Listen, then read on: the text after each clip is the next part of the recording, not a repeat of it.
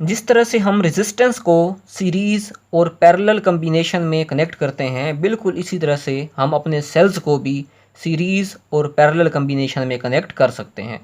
आज के लेक्चर में हम डिस्कस करेंगे कि जब हम सेल्स को सीरीज़ कम्बिनेशन में कनेक्ट करते हैं तो हमारे सर्किट की या उस कम्बिनेशन की जो टोटल ईएमएफ है वो क्या होती है, और हमारे सर्किट में फ़्लो होने वाला जो करंट है उसको हम किस तरह से कैलकुलेट कर सकते हैं, और जो टोटल इंटरनल रेजिस्टेंस है सेल्स की उसको किस तरह से कैलकुलेट कर सकते हैं, और कंप्लीट सर्किट की जो रेजिस्टेंस है इंक्लूडिंग लोड रेजिस्टेंस उसको भी हम किस तरह से कैलकुलेट कर सकते हैं। तो आइए स्टार्ट करते हैं सेल्स इन सीरीज़ कम्बिनेशन। कंसिडर करें कि हमारे पास 3 सेल्स हैं और तीनों सेल्स बिल्कुल आइडेंटिकल हैं।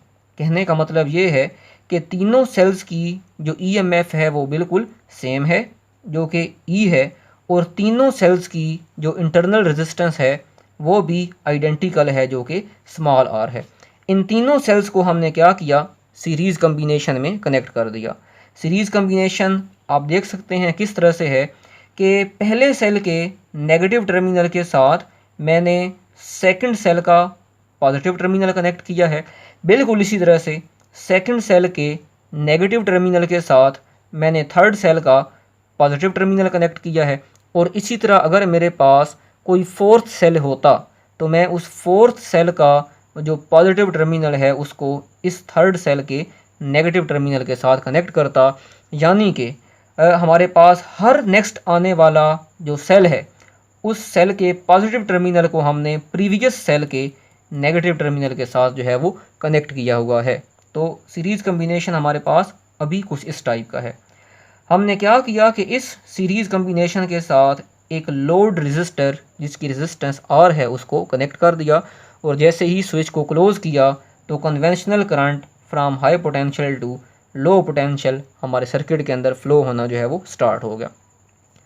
अब अगर मुझसे कोई पूछता है कि ये जो तीनों सेल्स हमने कनेक्ट किए हैं इन तीनों सेल्स की जो टोटल ईएमएफ है वो क्या होगी, तो प्रैक्टिकली ये बात प्रूफ होती है कि अगर मेरे पास ये तीनों सेल्स जो हैं वो बिल्कुल आइडेंटिकल हैं यानी कि सेम ईएमएफ के हैं, तो टोटल जो ईएमएफ होगी वो कितनी होगी। फॉर एग्ज़ाम्पल मेरे पास ये सेल जो है वो 3 वोल्ट का है, ये सेल भी 3 वोल्ट का है, ये सेल भी 3 वोल्ट का है, तो टोटल जो ईएमएफ होगी वो कितनी होगी, 3 + 3 + 3 यानी कि 9 वोल्ट हो जाएगी। सो जनरल में हम लिख सकते हैं कि if EMF is same for all cells then total EMF is equal to NE where N is the number of cells. जैसे अभी मैंने आपको एग्जांपल दी कि हमारे पास 3 सेल्स हैं, तीनों सेल्स की जो ईएमएफ है वो कितनी है, 3 वोल्ट है। तो यहाँ पर हम पुट करूँगा 3 वोल्ट, और कितने सेल्स हैं, 3 हैं, तो N की वैल्यू कितनी हो जाएगी, 3 हो जाएगी। तो टोटल ईएमएफ हमारे पास कितनी आ जाएगी, 9 वोल्ट आ जाएगी। लेकिन अगर मेरे पास जो सेल्स हैं वो आइडेंटिकल नहीं हैं, सेम ईएमएफ के नहीं हैं, तो फिर भी हम टोटल ईएमएफ को इजीली कैलकुलेट कर सकते हैं। जैसे यहाँ पर आप देख सकते हैं कि 4 सेल्स हैं, चारों सेल्स की जो ईएमएफ है वो डिफरेंट है।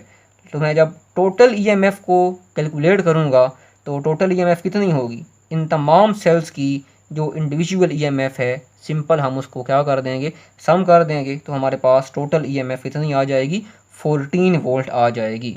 सो इट मीन्स हमें पता चला कि अगर हम ईएमएफ को इंक्रीज़ करना चाहते हैं तो हमें क्या करना पड़ेगा, सेल्स को सीरीज़ कम्बिनेशन के अंदर जो है वो कनेक्ट करना पड़ेगा। लेकिन कुछ इस तरह का सीरीज़ कम्बिनेशन, एक सीरीज़ कम्बिनेशन और भी है जिसे अभी मैं जो है वो थोड़े टाइम के बाद डिस्कस करूँगा। अच्छा, टोटल इंटरनल रेजिस्टेंस अगर मैंने कैलकुलेट करनी हो तो वो किस तरह से कैलकुलेट करूँगा, तो आप देख सकते हैं यहाँ पर इंटरनल रेजिस्टेंस किस में है, सीरीज़ में है। और सीरीज़ कम्बिनेशन में हम ये स्टडी कर चुके हैं कि जब हमारे पास आइडेंटिकल रेजिस्टेंस सीरीज़ में कनेक्टेड हों तो हम क्या करते हैं, टोटल नंबर ऑफ़ रेजिस्टेंस को उस रेजिस्टेंस की वैल्यू से सिंपल क्या कर देते हैं, मल्टीप्लाई कर देते हैं, यानी कि बात एक ही है। आप चाहें तो इनको सम कर लें, या अगर क्योंकि ये आइडेंटिकल हैं तो चाहें नंबर ऑफ़ रेजिस्टेंस को मल्टीप्लाई करवा दें रेजिस्टेंस की वैल्यू के साथ। तो यहाँ पर जो टोटल इंटरनल रेजिस्टेंस होगी वो कितनी होगी, एन आर। और क्यों, क्योंकि आर जो है that is same for all sales.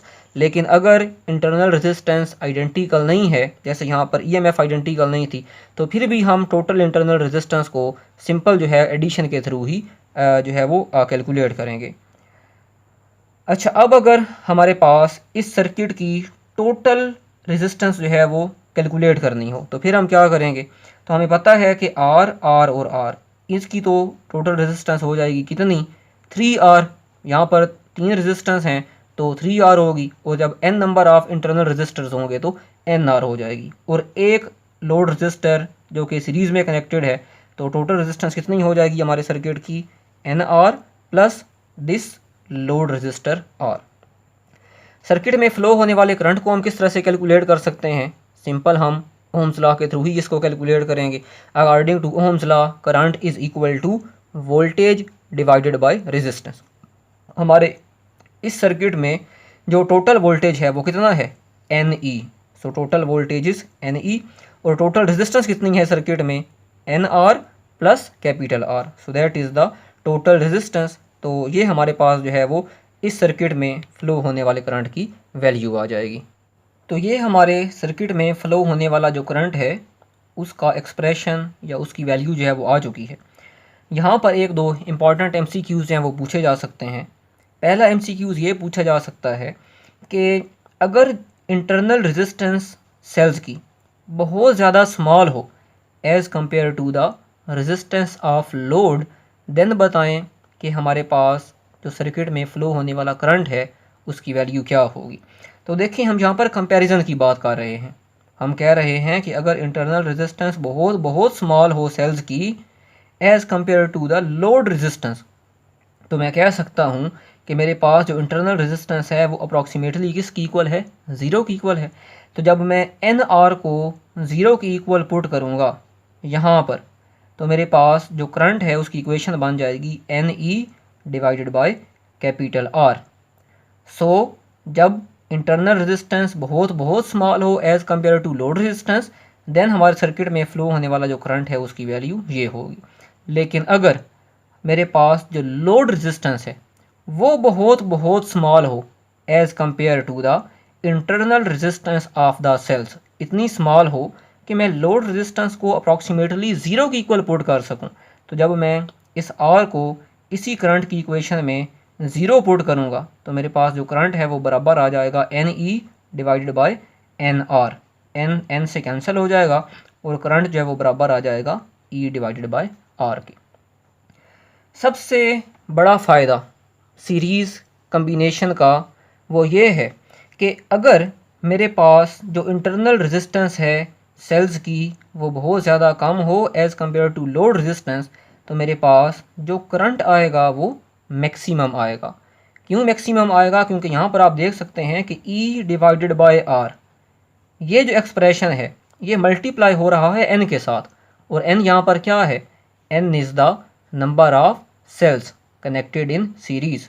तो अगर हम चाहते हैं कि हम सीरीज़ कम्बिनेशन के अंदर जो करंट है उसको इंक्रीज़ करें, तो हमें क्या करना पड़ेगा, ऐसे सेल्स सेलेक्ट करने होंगे जिन सेल्स की इंटरनल रेजिस्टेंस बहुत बहुत कम हो as compare to load resistance, यानी कि सीरीज़ कम्बिनेशन के साथ सेल्स के सीरीज़ कम्बिनेशन के साथ हमने जिस डिवाइस को अटैच करना है उस डिवाइस की रेजिस्टेंस ज़्यादा होनी चाहिए, और जो सेल्स हम कनेक्ट कर रहे हैं उन सेल्स की इंटरनल रेजिस्टेंस कम होनी चाहिए।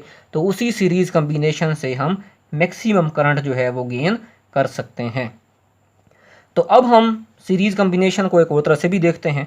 अभी तक हमने ये डिस्कस किया कि अगर मेरे पास दो सेल्स जो हैं वो सीरीज़ कम्बिनेशन में कनेक्ट हों, मिसाल के तौर पर आप यहाँ पर देख सकते हैं कि एक सेल जो है वो मेरे पास 5 वोल्ट का है और दूसरा सेल जो है उसकी EMF है 3 वोल्ट, और इन दोनों सेल्स को मैंने सीरीज़ में कनेक्ट किया हुआ है। ये बिल्कुल ऐसे ही हैं जैसे अभी आपने देखा था पिछले सर्किट के अंदर। तो यहाँ पर क्या होगा, यहाँ पर आप देख रहे हैं कि जो पहला सेल है उसके पॉजिटिव टर्मिनल के साथ अगला सेल का जो है वो नेगेटिव टर्मिनल कनेक्टेड है, और इसी तरह अगर कोई तीसरा सेल होता तो उस तीसरे सेल के नेगेटिव टर्मिनल को मैं इस सेकंड सेल के पॉजिटिव टर्मिनल के साथ जो है वो कनेक्ट करता।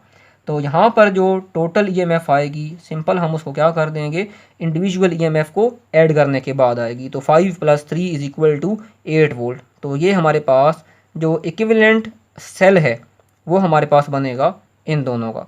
लेकिन अगर मेरे पास सेल्स जो हैं वो कुछ इस तरह से कनेक्टेड हों, यानी कि मैंने एक सेल का जो पॉजिटिव टर्मिनल है उसी के साथ दूसरे सेल का पॉजिटिव टर्मिनल जो है वो कनेक्ट किया हुआ है, फिर क्या होगा, फिर मेरे पास जो टोटल ईएमएफ आएगी अब वो ऐड होकर नहीं बल्कि वो सब्ट्रैक्ट होकर आएगी। जैसे ये सेल मेरे पास है 5 वोल्ट का और ये सेल है मेरे पास 3 वोल्ट का, लेकिन यहाँ पर क्योंकि कम्बिनेशन कुछ इस तरह से है कि यहाँ से ये सेल करंट इस डायरेक्शन में भेजेगा, ये सेल करंट इस डायरेक्शन में भेजेगा, दोनों करंट्स की डायरेक्शन अपोजिट है। तो आप यहाँ से याद रख सकते हैं कि अब जब हम टोटल ईएमएफ कैलकुलेट करेंगे तो अब मैं दोनों की इंडिविजुअल ईएमएफ है उसको सब्ट्रैक्ट करके कैलकुलेट करूँगा। तो 5 - 3 मेरे पास टोटल ईएमएफ कितनी आ जाएगी, 2 वोल्ट। लेकिन इस कम्बिनेशन में ये सेल करंट इस डायरेक्शन में दे रहा है, ये सेल करंट इस डायरेक्शन में दे रहा है, दोनों करंट की डायरेक्शन सेम है, तो मैं टोटल ईएमएफ को 5 + 3 8 वोल्ट इस मेथड से जो है वो कैलकुलेट करूँगा। लेकिन अगर हम इंटरनल रेजिस्टेंस की बात करें तो इन दोनों केसेस के अंदर इंटरनल रेजिस्टेंस को हम सिंपल समिशन के थ्रू ही कैलकुलेट करेंगे। यानी कि अगर इस सेल की इंटरनल रेजिस्टेंस 2 ओम है, इस सेल की इंटरनल रेजिस्टेंस 3 ओम है, तो यहाँ पर इंटरनल रेजिस्टेंस 5 ओम ही रहेगी। और यहाँ पर भी अगर इस सेल की इंटरनल रेजिस्टेंस 2 ओम है, इस सेल की इंटरनल रेजिस्टेंस 3 ओम है, तो यहाँ पर भी जो इंटरनल रेजिस्टेंस का सम रहेगा वो 5 ही रहेगा। इंटरनल रेजिस्टेंस को हम एक ही मेथड से कैलकुलेट करेंगे, सिंपल दोनों इंटरनल रेजिस्टेंस को ऐड करके। लेकिन ईएमएफ को कुछ हम इस मेथड के थ्रू जो है वो कैलकुलेट करेंगे। आपने सिंपल क्या करना है, बैटरी को चेक करना है या सेल्स को कि किस तरह से कनेक्ट किया गया है। जिन दो बैटरीज़ के करंट की सेम डायरेक्शन रहेगी उन दोनों बैटरीज़ की ईएमएफ को हम डायरेक्ट क्या कर देंगे, ऐड कर देंगे। और जो सेल हमारे पास डिफरेंट डायरेक्शन में करंट भेज रहे होंगे उन सेल्स की टोटल ईएमएफ को हम सब्ट्रैक्शन के थ्रू कैलकुलेट करेंगे। तो ये था हमारे पास सीरीज़ कम्बिनेशन ऑफ सेल्स।